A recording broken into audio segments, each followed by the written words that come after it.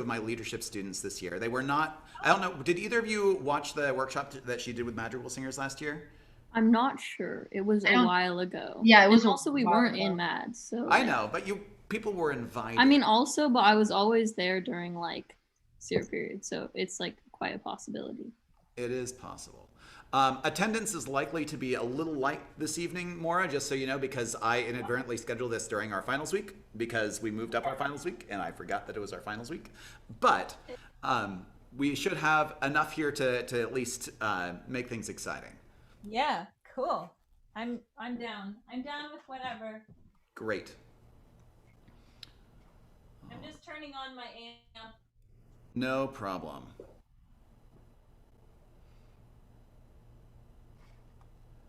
Eric Lee is asking, where's the good form, Mr. Ball? There's no good form yet because the talk hasn't happened yet. I think he's talking about Google form, but yeah, same thing. Yeah. I don't know what to ask about yet because we haven't had the talk yet.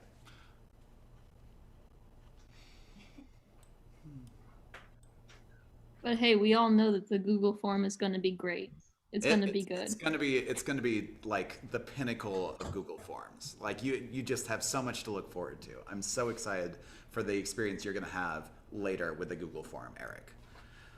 All right, so let's go ahead and get started. It's about time. So I'll do a quick introduction first.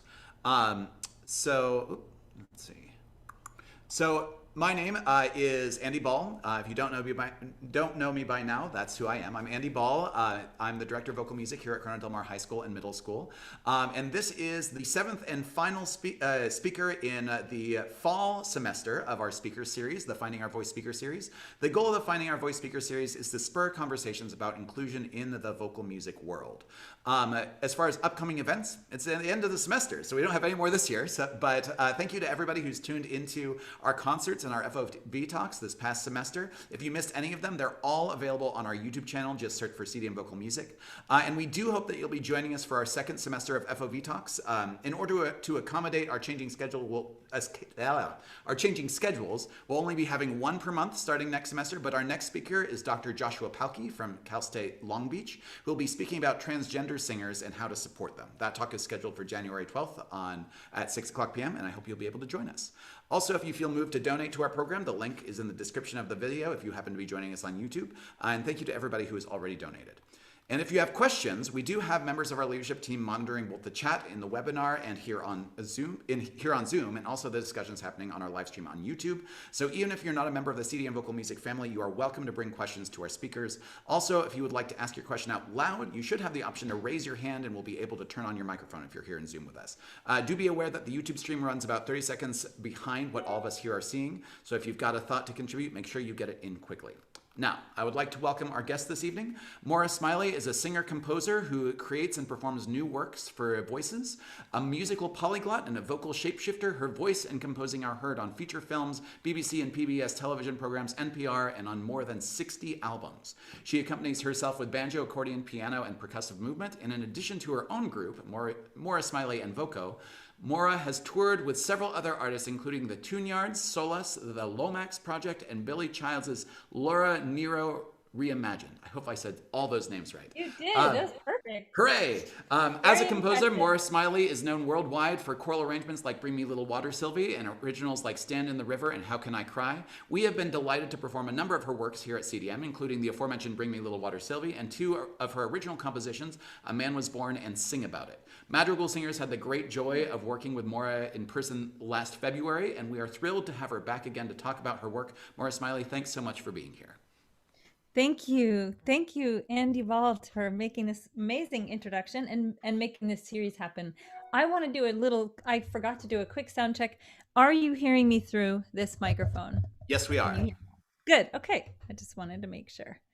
Hi, everybody. I feel like I kind of know you a little bit, both from teaching there in, what was it, February, very early February, and then seeing all of your thoughts about activism and music. So thank you for that. And I'm here to kind of start the conversation again.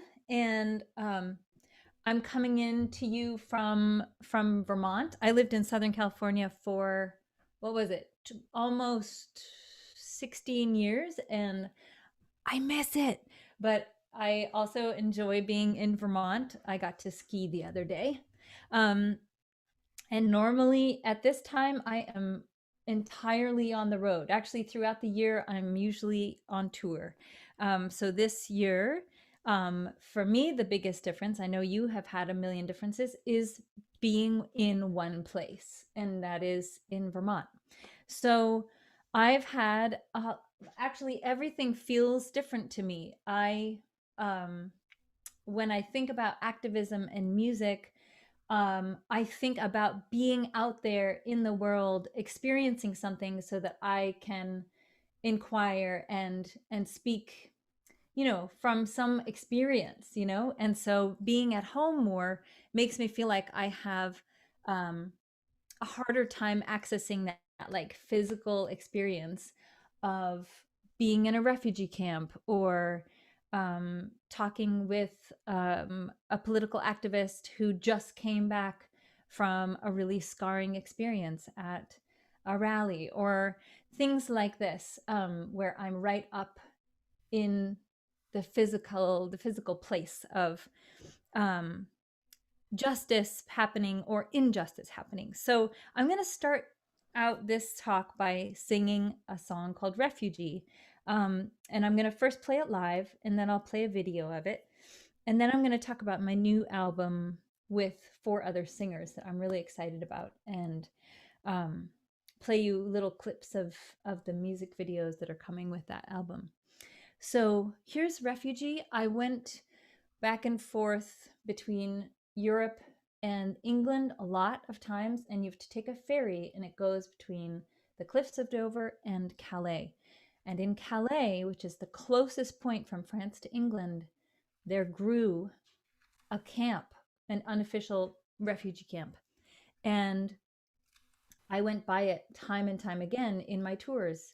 And I decided I wanted to go there because there was so much fear about the people in there who wanted so much, and had lost so much. So I went there and continued to go to refugee camps the next 3 summers. And this is a song I wrote about the people I met there and how they changed me as a human being. So it started out just thinking about that word, refugee. Refugee, refugee, refugee, refugee, refugee, refugee, refugee, refugee. In my world, I'm a refugee. In my world, danger all around me, all around me, all around me. In my world, I must flee. I'm not free, I'm not free. I bring me shelter, I will not harm you. Bring me shelter, please. Bring me shelter, I will not harm you. I would shelter you. I am only what you are. I am only what you are. I am only what you are, what you are, what you are. And I am only what you are. And I am only what you are. Yeah, I am only what you are, what you are, what you are. Imagine your unbreakable world is broken, no more rules to protect you. Imagine your unbreakable world is broken, no more rules to protect you. Who was I? Who was I? Who was I? Who was I? Who was I? Who was I? Who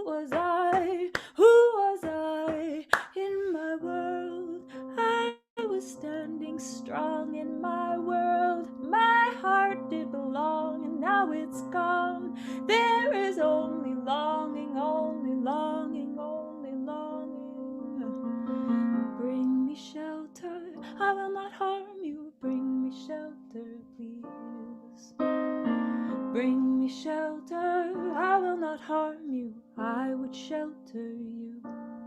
I am only what you are. I am only what you are. I am only what you are. What you are. What you are. I am only what you are. I am only what you are. I am only what you are. What you are. What you are. Imagine your unbreakable world was broken. No more rules to protect you. Imagine your unbreakable world was broken. No more rules to protect you. Imagine your unbreakable world was broken. No more rules to protect you. Refugee, refugee, refugee, refugee, refugee, refugee, refugee, refugee.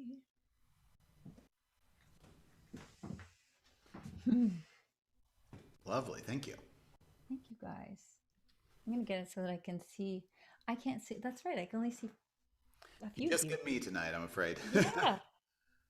It's good. You're good. You're like bopping along. And so I wanted to play a little bit of the music video that goes with this.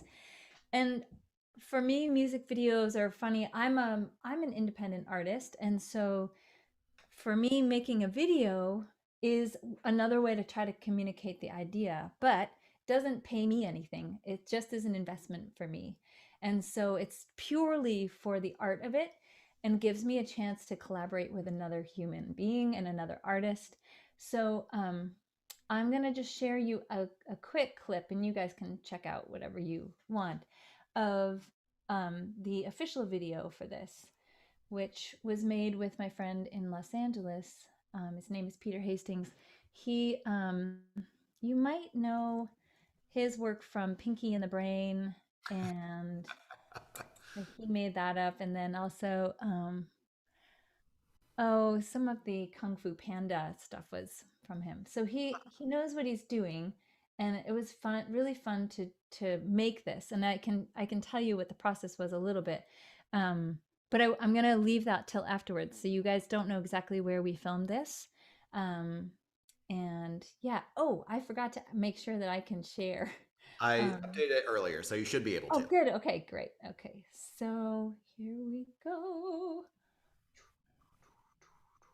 And I'm going to share my computer sound. Coming to you. Now, you guys should see my whole browser with a bazillion things open, right? Yeah. Correct. Okay, good. Football changed, but underestimated being a student athlete. Okay. Refugee, refugee, refugee, refugee, refugee, refugee, refugee. Refugee. Okay, I just want to tell you that, okay, those are the two other voices, or you heard one there, are my friends Rising Appalachia. And they ended up singing this song a lot in their touring shows, but they're singing the harmony parts to me. And yeah, okay, here we go. This is very much, I picked this ground because this is very much what the ground looked like at the refugee camp in Calais. In your world, I'm a refugee. In your world, danger all around me, all around me, all around me. In your world, I must flee. I'm not free, I'm not free. Bring me shelter, I will not harm you. Bring me shelter, please. Bring me shelter, I will not harm you, I would shelter you. I am only what you are, I am only what you are, I am only what you are, what you are, what you are. Imagine your unbreakable was broken, no more rules to protect you. Imagine you're unbreakable. The world was broken, no more rules to protect you. Who was I? Who was I? Who was I? Who was I? Who was I? Who was I? Who was I? Who was I? In my world, I was standing strong. In my world, my heart did belong, and now it's gone. There is only longing, only longing, only longing. Bring me shelter, I will not harm you. Bring me shelter, please. Bring me shelter, I will not harm you. I would shelter you. I am only what you are. They always do that. Okay, so I'm just gonna stop it there because I've watched more than I was planning to. So I just wanted to show you that and have you just play for you here in my studio. Just so you can ask me questions also about how do we become artists that, you know, can produce stuff and like make this steady stream of stuff that feels authentic, and how do we create a community to do that with? Because that's actually a big part of being a musician in these times, because there are a million different niches now for us to kind of cater to, and having like a family or a crew or a team or community, whatever you want to call it, is super important to being a musician. And you guys are welcome to ask me stuff about that, because I feel like I have made mistakes on the way, and also feel really blessed with some of the people that are in my community now to make stuff with, and also that keep me honest, that keep, you know, that criticize, you know, or give me constructive criticism when something could be better, you know, because that's actually a very big part of making art also. I've got a question to start you off, actually. Yeah. So, I mean, we have a lot of students who might see music as part of their future. How did you get from middle or high school Moira to where you are now? Yeah, good question. So I remember taking filling out a form about career, and I remember kind of being surprising myself that I said, I'm going to, in 10 years, I'm going to have an ensemble, like I have a group or a band that I write music for and that I ask other people to write music for. And we're going to perform it and record it. And so I had somewhat of a dream of it. I also had a couple mentors early on that I really lucked out. So I had, um, actually a choir director that wasn't in school but was doing this independent choir organization outside of school, and in that group we could travel, we toured, and we kind of did it like lo-fi. So we toured and we didn't necessarily stay at hotels. We would, like, people would put us up in their houses, but we went, you know, to South Africa, we went to England, to Ukraine, all over, and kind of became part of the communities there. Like, people invited us into their houses. So I had this way of traveling early on that was like, oh, you can do something, and you don't have to be super famous to travel the world and see people. So I think that was a very early help. And that was when that started happening when I was 12 or 13. And then maybe 8 years later, when I was 20, and I had, by that time, I was a pianist. See these big bony hands? These were my piano hands. So I went to school and I got a scholarship through being a pianist. Woo, crackly. And then I abandoned it completely. Out went the piano. But at the time, it was like this classical thing and then all this more folk stuff outside of the piano. And then when I was 20, I met another composer who put me on the path of, I was giving my stuff away and he took me aside and was like, look, kid, you need to sell your music. And this is how you put it on your website and you charge this. And then you send it in a package, because we sent it by mail at the time. And I was like, okay.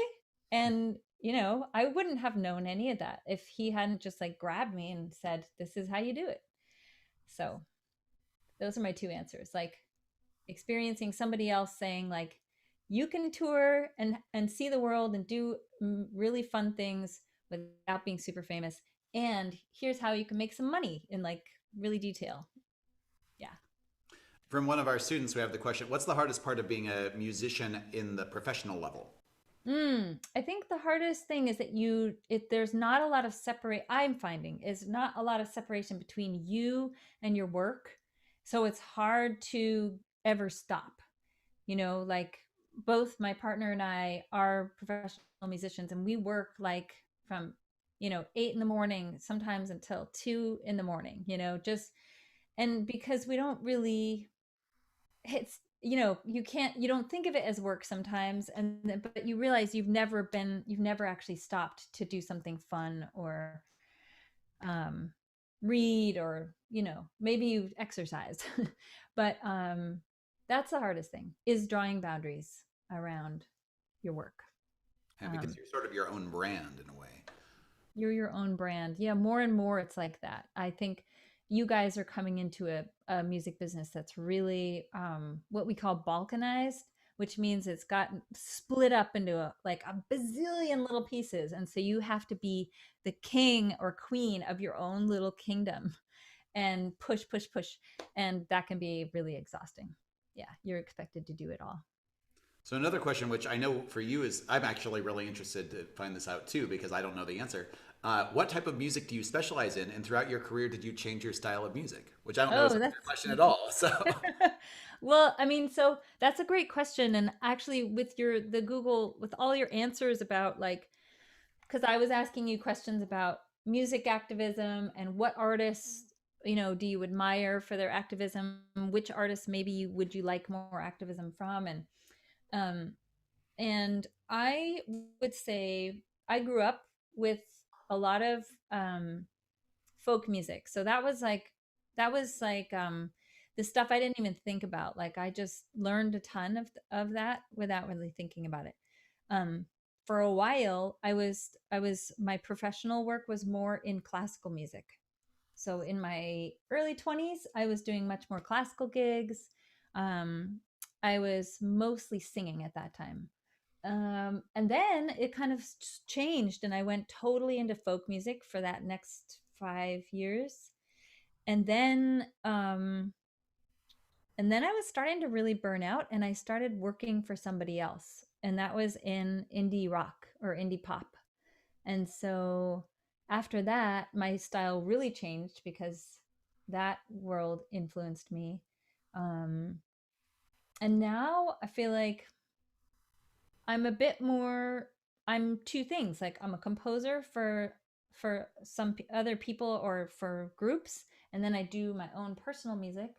And then my overarching mission is to inspire other people to use their voices fully, and to make their whole lives musical if they want to be a professional musician, which really means listening a lot, taking responsibility for the sounds you make,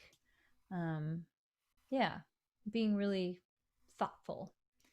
What's really interesting about that response is I've actually gotten we've had a chance to talk with Sean Kirchner and with Fahed Siadat. I don't know if you had the pleasure working with them, but very similar stories where they sort of grew up with one style of music, went to school and were sort of forced into a bubble of classical music, but then were able to reconcile those two loves and sort of find a way to bring them together. So I think that's really true. Yeah. And I love classical music. It's just not where I feel like that's not where my strengths are. I was always a little bit like, of the weird kid in the classical music world. Like, you know, people were like, well, she's really musical. Well, let's hire her. She's a little weird, but but yeah. Yeah. Oh, there's some great questions over here. I would love to ask you another one of mine, actually, because that's sort of playing off of one of the last things you said. So last year, when I was preparing your piece, Sing About It, I asked my students about the issues in their life that they feel haven't been heard, or issues that they care about that feel weren't getting the attention they deserve. And the responses were really amazing. There are lots of concerns about school shootings, mental illness, racism, sexism. They're all floating very near the surface for many of our students. So my question to you is, what advice do you have for students who care really deeply about those issues, but who are largely dismissed by the adult world? Oh, wow. Oh, man. I mean, yeah. We're mostly going to be dismissed. I mean, people want to dismiss you because they, you know, may not be able to handle you, or they feel like they don't have enough time for you. I mean, getting the pain in the butt thing about being an adult is that you're in this society that's so focused on making money and like surviving, you know? And so I am not from a wealthy family, and so but I do have some privilege. We'll talk about that, but I felt like I got really into just early on making music that was pleasing to other people, you know, and but part of me just wasn't conforming anyway. And so I was sort of figuring out while I was being useful, you know, and learning how to be a useful musician and citizen, and um the sort of my, I call it my inner freak, was like definitely still there, trying to figure out how to say something that was different, that was you know, emotional, and was saying, hey people, the world is really effed, you know, like, and this is how, like, this is how I see this inequality, and this is how I want to change it. And I write a song about it. Like when I was 19, I wrote a song called How Can I Cry About Freedom, because I was realizing my privilege as a white college kid, and how tough life was for so many other people, um, and how unfair that was. And I just wanted to say that. And every other song I'd written before that hadn't put my personal, like my fire together with my thoughts. And I guess that's the challenge. And when you're young, some people get to it really young and some people take a while. So I guess the adult world is also not one that you necessarily have to put your personal music out in for a while. If you don't want to, you know, you can appeal to your peers. You can, you know, reach out laterally rather than reach up to try to like get a record deal or impress a, you know, a parent. Just keep making your community outward with your friends, and then I think music, keep on learning music from the adults too. So I guess that's my advice. Like, I feel like it's a juggling game that just happens for a while, that the adult world doesn't get it for a while, you know, and that's okay. And I want to get to my students' questions because there are some good questions, but I want to pull on one more string first. Okay. So you know, I brought you on because I know you know, the catalyst for this was is a lot of your songs are inspired by things you see that are wrong in the world, things that you want to bring attention to. And so my question for you is, why do you feel like music is an important medium for addressing all of those issues? And what do you say to those people who would argue that they listen to music to relax and get away from the stresses of the world? Yeah, and I loved that there were so many responses like that to this question. And I do too. I listen to music to get away. And I would say that and I speak from experience. I come from, like, even around my parents, there were a lot of musicians that were really political all the time, like politics, politics, politics all the time, and really smart. Like they were totally saying the right stuff, you know, and fighting the fight. And I think sometimes I felt like they would become out of date, or I would tire of hearing them all the time, you know? And so I think music is all of those things, and the only reason to bring politics or issues or injustice into music is because you feel emotion about it, because you feel emotional about it. And the emotions kind of can sometimes bring a fire and an authenticity to what you have to say, that is needed. That's why you do it. If you're just like, things are really bad and I don't know, I'm going to just go back to my, if you're not real about it, then nobody wants to hear it. And it also means that a lot of times people won't necessarily want to hear your political song, but like have other stuff.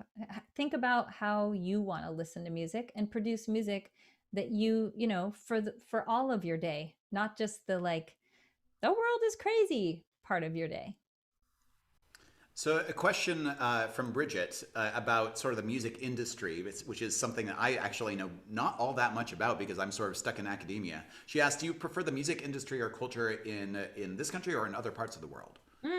I mean, I would say I don't know the music industry like in Asia very well, or in the continent of Africa. I've spent a good deal of time touring in Europe, and the classic thing that artists here say is that there is a bit more support for the arts, and the arts that don't, and so supporting music that isn't selling out huge stadiums, but is really powerful, makes people feel stuff.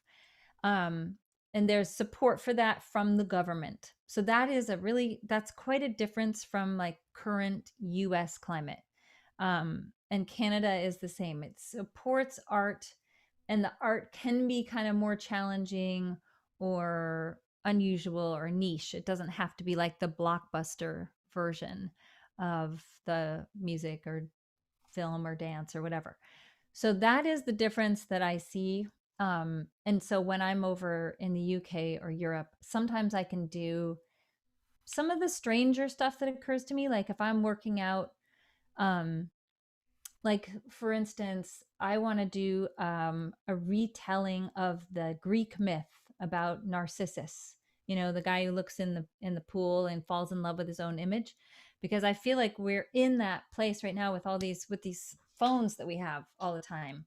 This is our new pool of Narcissus, and this is this really famous old Greek myth that tells a story that's been true about humans for a long time. But I don't know if I could get support to like test that out, because I would want to do it with a lot of singers and maybe a small not an orchestra, but maybe a chamber group. And so in Europe I might have a place I could go to work that out, and I would have enough money to live. You know what I mean? So those are the big differences I've seen. Some origin questions. One from a pair of sisters. How old were you when you released your first song and album, and why did you start making music? Oh, okay. Let's see. This is not your question exactly, but I was remembering my very first song, and this was when I was 6 years old. This is how it goes. All right, you ready for this? This is about a postman. It goes, sweetly I'm singing along with my mail, over the bushes delivering my mail. Not a great rhyme. Bring me some flowers and cake. That's something easy to bake. Okay, so, and then it goes on. And it's also not very woke. It's not a very woke. The next thing is, all that I want is a girl to take care of me, and she will love me. Oh, that will be dandy, oh yes. Right? Okay, so these are the origins of the little girl that grew up actually in a very rural place, nothing like Southern California. And so I got into music. You know why? Because my parents were idealists, and they had bought a farm. They were two kids, city kids. They bought a farm in Vermont, and they were farming and learning how to do it by books, and then raised us to work and I mean work all the time on that farm and in the garden. And music, as soon as they figured out that I was pretty good at it, they were like, okay, yeah, you don't have to work quite as much outside. And I was like, okay, let's do this. That was my first inspiration. And also, I was pretty shy. And it seemed like when I was around music, I was less uncomfortable around people because I kind of knew that language and I knew what I was doing and I could be helpful. And then what was the other part of that question? When did you release your first album? Oh yeah, the first album was when I think I was 18, maybe I was 19. I just turned 19, and it was with my group of 3 other girls. We were called Vida, and we were an a cappella group, and it was in college. Yeah. Great. So I have a question about the Refugee music video, which I think can sort of broaden out to a larger question about the sort of your creative process in general. So the question Sonia asked was, how did you produce the Refugee music video? Was there anything that was especially meaningful to you about the setting and or people in the video? And my larger question that sort of comes out of that is, how do you go about putting a project like that together? What does that process look like from inception to completion? Yeah. Great question. Okay. So Refugee, the song, got recorded actually in a lot of different places. I was touring a lot, and so I recorded the drums in London because I'd met a drummer in the refugee camp that had gotten to London, and he was actually had been married to a woman, a cellist there. I went to their house and I recorded them with my little recording setup. So that was the drums. The backup vocals were recorded in North Carolina by Rising Appalachia, and then I recorded in Indiana. There was something else. Oh, the bass player recorded in Canada. Okay, we put all that together. So we sent each other files, put it together, made a mix. Okay, then the mix was ready. I was gonna release it, and I really wanted to make a video.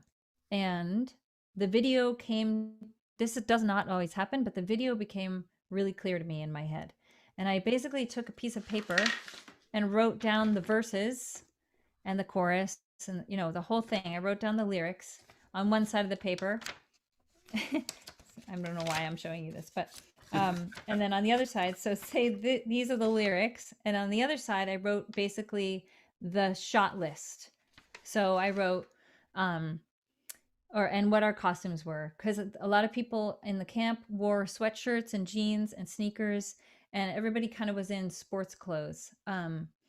And so I wanted, you know, really, and I wanted no faces, because also you weren't allowed to take photographs in the refugee camp, because if somebody's face appeared on social media in a certain country, they could get in a lot of trouble, right? So there was this idea also that refugees are us. You know, they're just people who've been knocked out of place, you know, who've been knocked out of their home.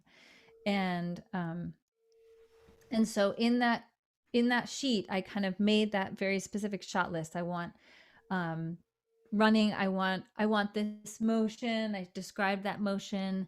I wanted the hand on the heart to then go into be negative, so that the heart, or the hand on the heart.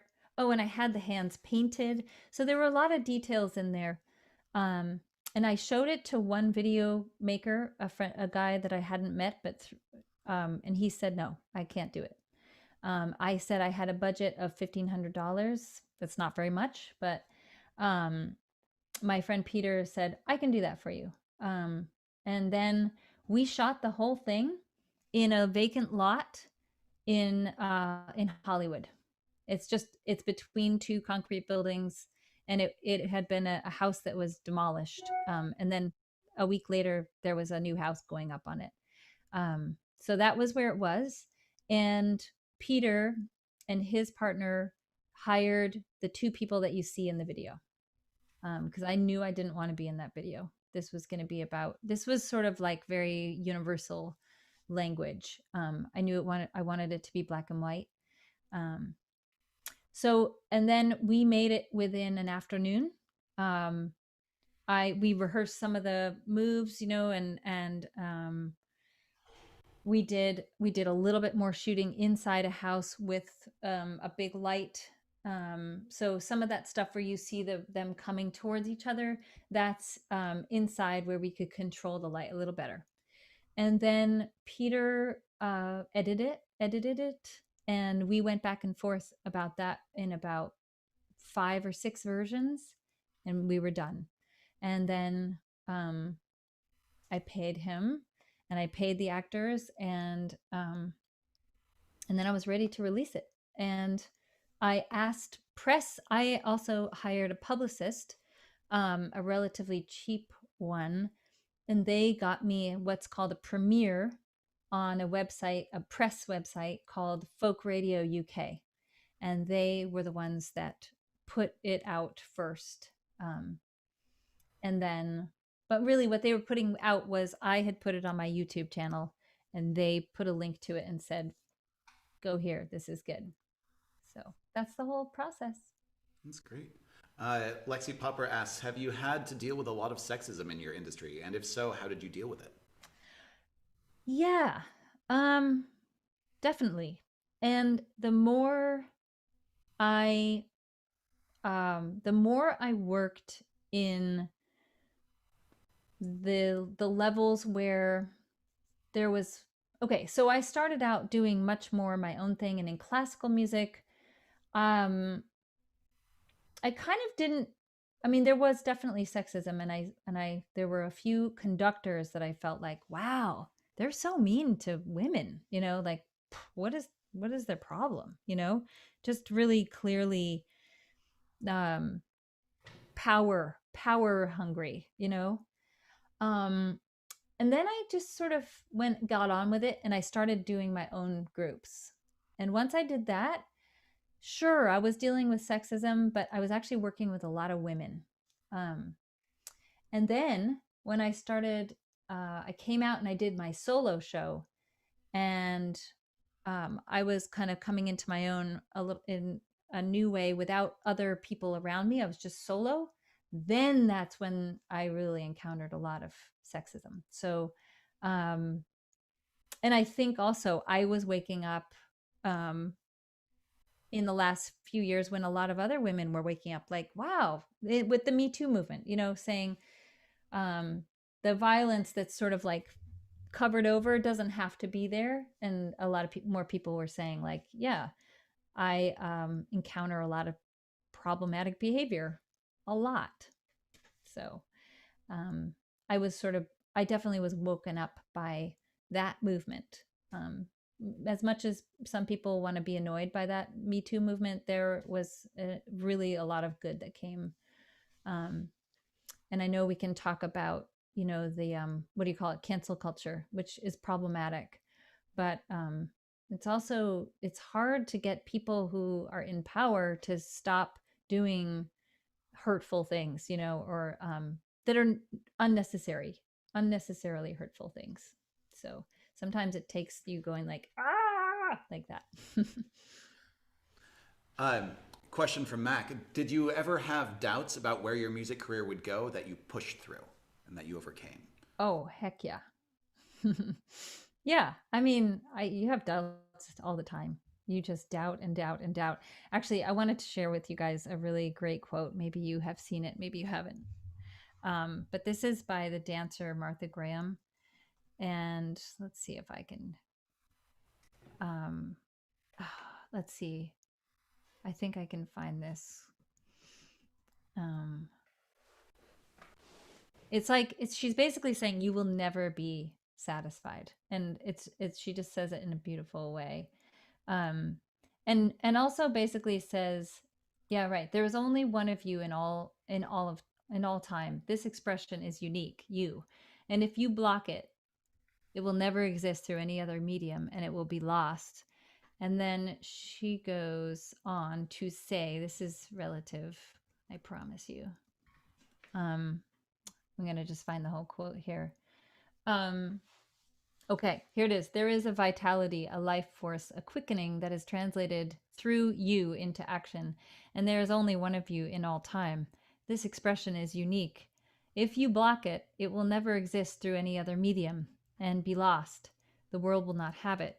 It is your business to determine how, sorry, it is not your business to determine how good it is, not how it compares with other expression. It is your business to keep it yours clearly and directly, to keep the channel open. You do not even have to believe in yourself or your work. You have to keep open and aware directly to the urges that motivate you. Keep the channel open. No artist is pleased.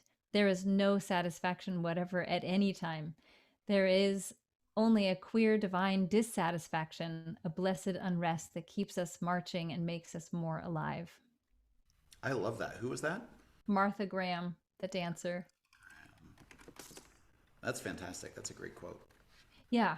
So yes, you are always fighting with yourself, and that's been my experience. And I think that you also just have to remember. I think part of the activism too, the activism piece, is that you want to make people feel good, but you also want to sometimes make people a little uncomfortable, because that's the way something can shift, and we have to be a little uncomfortable in order to consider change. So I think that is a part of, there is soothing. I totally believe in music in that way too, but there's also that need for flow and change. I want to take just a little bit of a tangent to follow up on one of the questions that you asked us back a couple months ago. So one of the questions that you asked was, who are musical artists that you follow that seem really genuine in their body language? And I wanted to follow up on that question and ask you, why is body language important in music? Which some people could argue that music is largely an auditory medium, especially like if you look at instrumentalists and the way that they sometimes approach their music. And what does it mean to be genuine in your body language? Yeah, this is such a good question, and I was afraid you'd ask. No, but I mean, serious consideration, because so my partner is an instrumentalist, and when I see him play with his instrumentalist group, I am really struck by how little bodily communication there is, and yet those guys are listening so deeply. So there's very little outward expression and expressionism, and yet they are deeply listening, and they're sometimes just hardly moving, so I acknowledge that music is a lot that you're just this is what's happening, and obviously you have to have a good connection with whatever's making the sound, whether it's fingers or, in the case of singing, your voice. And I do a practice in groups where I ask us to practice gesture just so that we become more aware, because I'd say we are made to feel ashamed of our bodies, actually, more than not, because it sells stuff, like, oh, you are to this or to that, so buy this or buy that to make you better.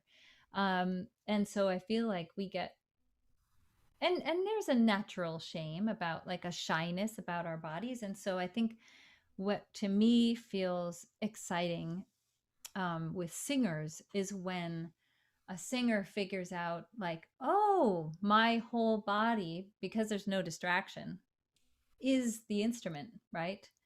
And so I get excited about musicians that feel like they're not blocking the impulse to communicate. That's what I'm talking about. That impulse to communicate, even if that communication is challenging, to somebody else or even to them. That there's this sense of, like Martha Graham says, that channel being open. I think that's the way I would answer that. The other half of it was artists that I think move authentically, and I was trying to think of a very famous one that we would all know. A person that comes to mind that we may know from choir is Bobby Mcferrin.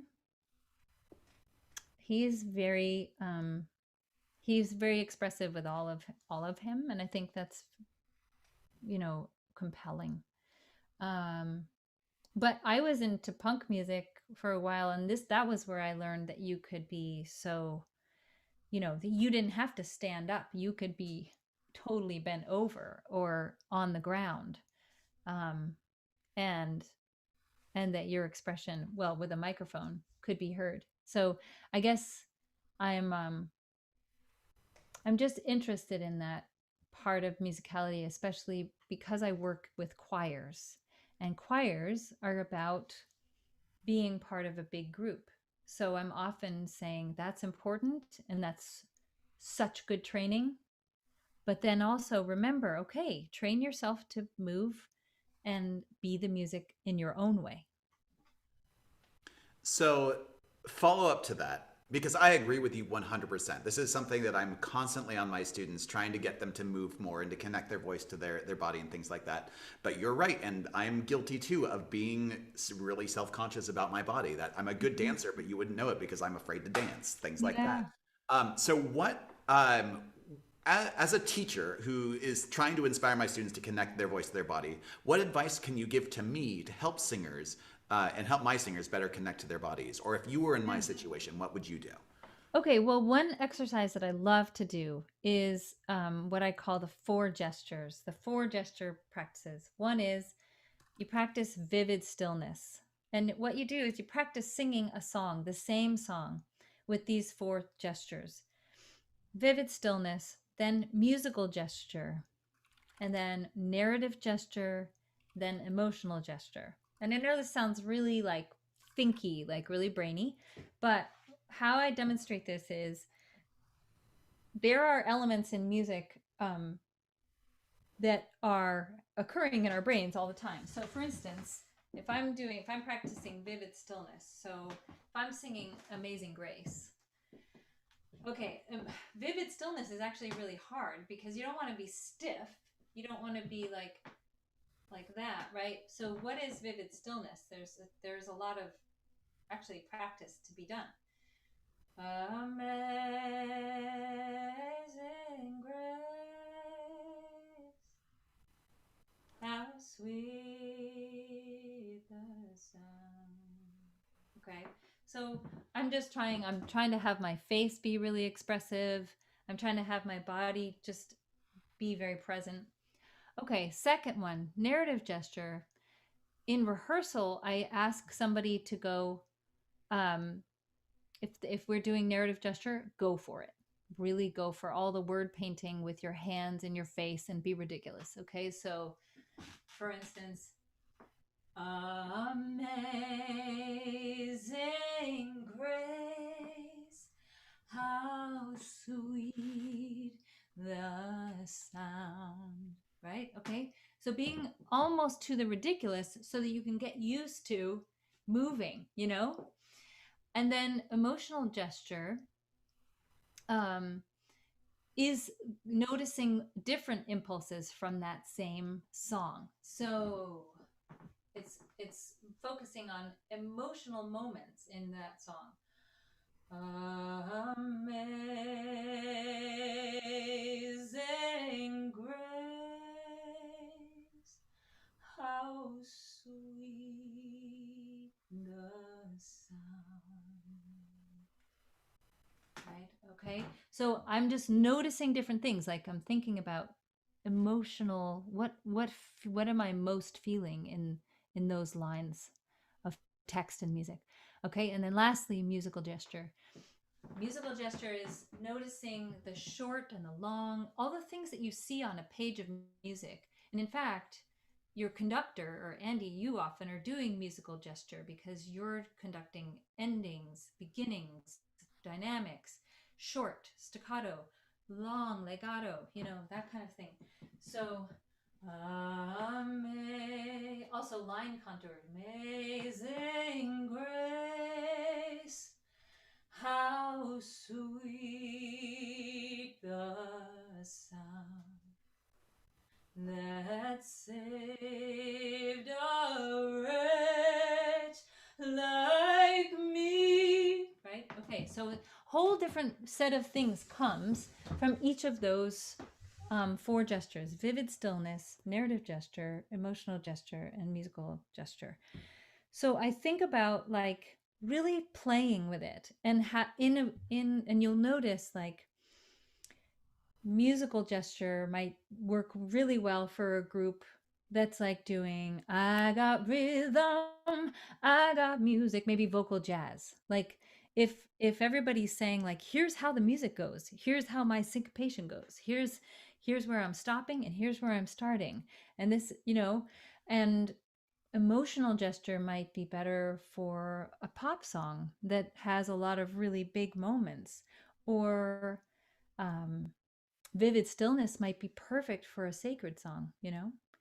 So I think just having these, thinking of your body as being, having all those possibilities is really good, and practicing it.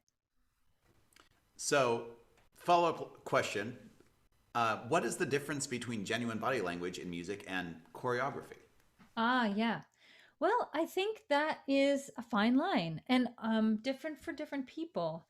I have messed up sometimes coaching. I remember particularly I was coaching a young woman at UC Irvine, and she had come from a very successful, very choreographed choir. I can't remember where it was from, but she was doing the solo in one of my arrangements, and I she was very choreographic when she moved, like I am a poor, I'm not meaning to make fun of it, but she was so used to doing gesture where it was showy.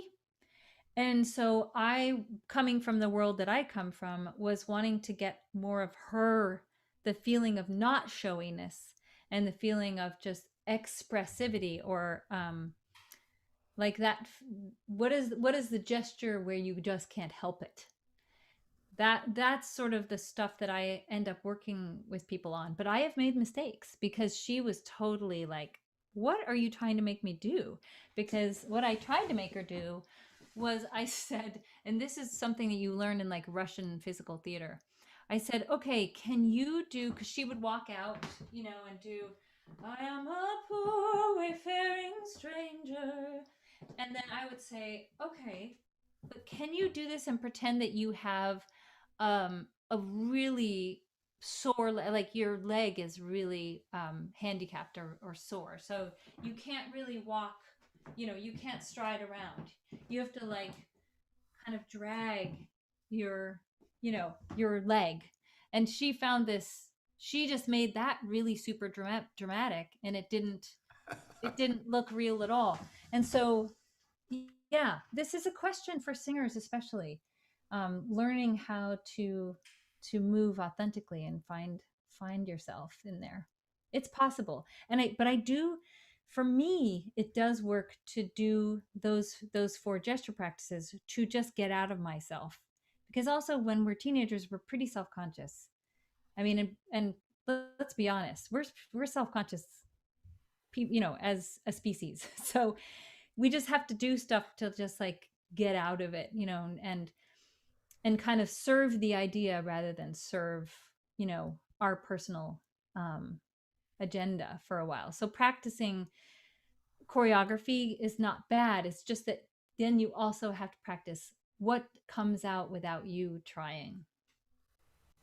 I think that's great. So just to sort of wrap up question and allow you to do a bit of a personal plug, I'm going to take Takeshi's question and wrap it into sort of follow up. So his questions are, what are your plans with music going forward? And I happen to know that you have an album coming out. Oh, yeah. Would you like to talk a little bit about that and about Yeah. what you're excited about it and things like that? Oh, thank you. That's so sweet.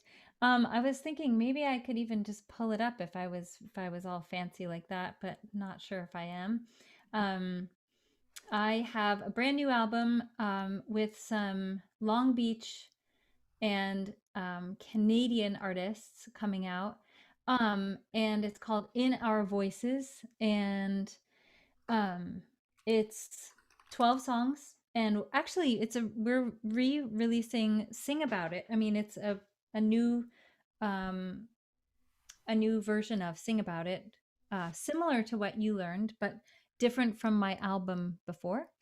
And so it's really emphasizing the vocal harmony. let's see, I can play you 2-second videos of it. Can I do it? Where is it? Maybe I'm out of time. I think it's out of time. We But started a couple of minutes late, so if you want to pull it up, I'm happy to stick around. If people need to head out, they probably can. that's okay. I won't pull it up. But basically it's we're gonna do I have 8 music videos for it. It's ridiculous. And it's called In Our Voices. And if you want to follow you know, on socials or whatever, you'll be the first to know when it comes out. Awesome. Well, Moira, thank you so much for coming out. It's always such a joy to watch you work and to chat with you. For those of you guys who are interested, Moira is on most of the platforms. You can find her on YouTube, on Facebook, on Instagram, probably on other things. She's got a lot of music that I'm sure that you'll enjoy, so go and check her out. But Moira, it's been just such a joy to have you here. So thank you so much for zooming in. Yeah, me too. Yeah. Thanks, you guys, for your great questions and that whole discussion that you had in the Google Doc. And, or I guess, yeah, I'm not sure if it was on the Google Doc, but thanks for having me, and see you out there in the music ether. Sounds good. Take care. Stay safe. Have a wonderful holiday season. You too. Okay. Bye. Bye. All right. Take care, everybody. Good luck with finals. I'll have a Google form out for you guys soon. Take care.